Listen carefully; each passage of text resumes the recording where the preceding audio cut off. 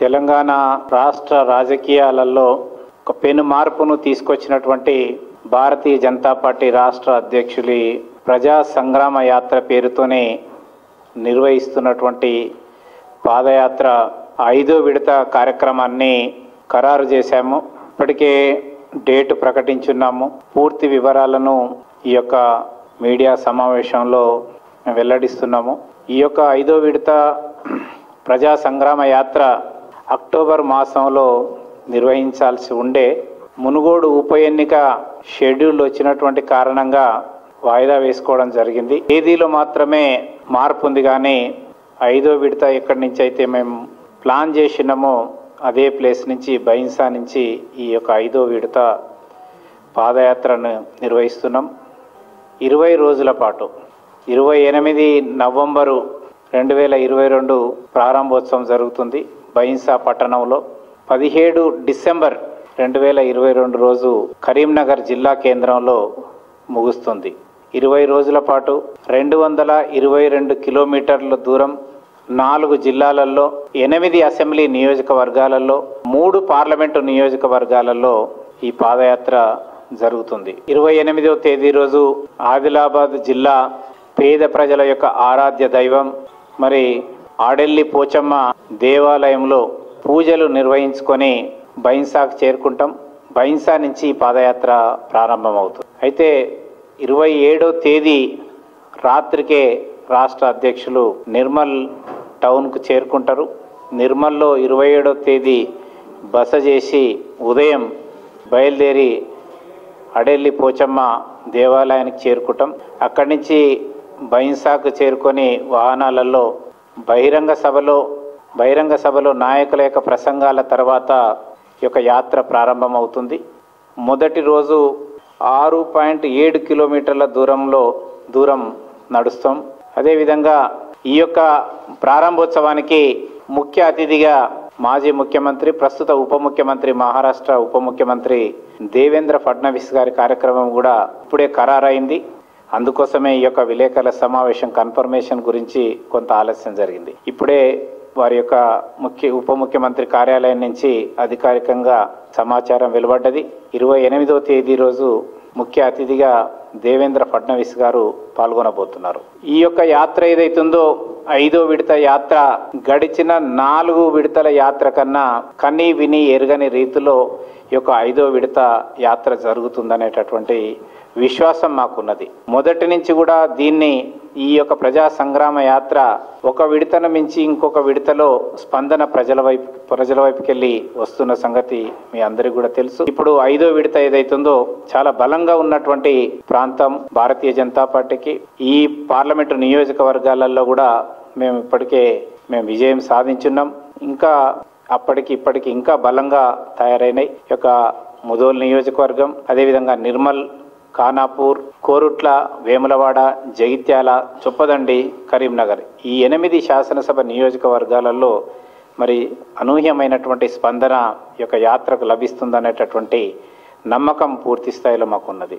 ఈ తెలంగాణ ప్రజల్లో ప్రజా సంగ్రామ యాత్ర ఒక పూర్తి భరోసాని ఇవ్వగలిగింది. ప్రస్తుతం ఉన్నటువంటి టీఆర్ఎస్ ప్రభుత్వము చేస్తున్నటువంటి అవినీతి అక్రమాలకి అడ్డుకట్ట వేయగలిగేటటువంటిది భారతీయ జనతా పార్టీ.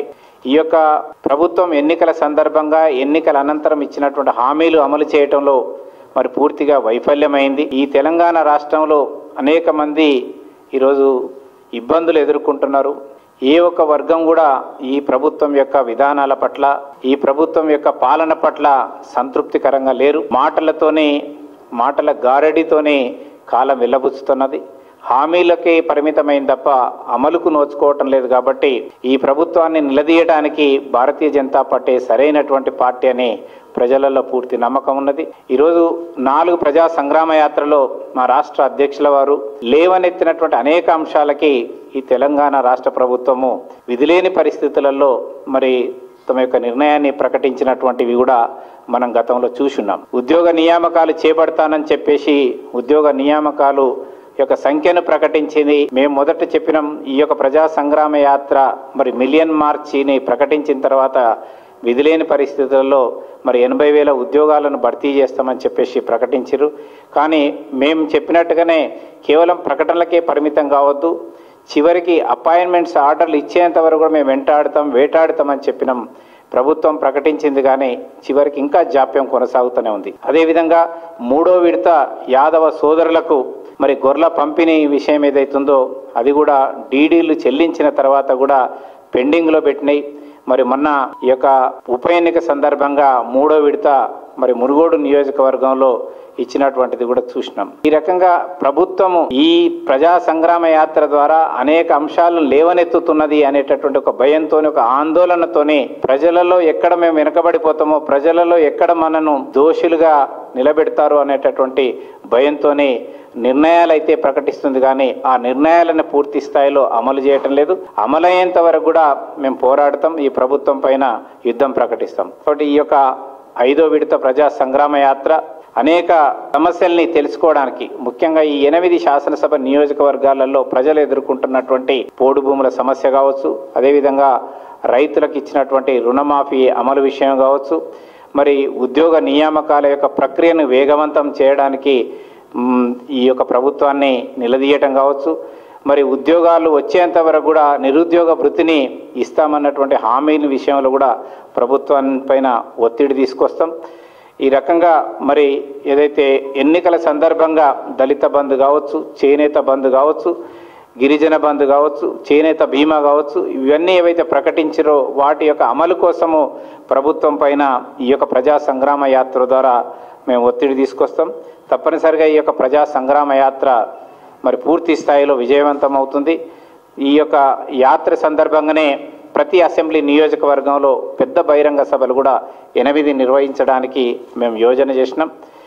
దీనికి కూడా కేంద్ర మంత్రులు అదేవిధంగా జాతీయ నాయకులు పాల్గొనబోతుంటారు.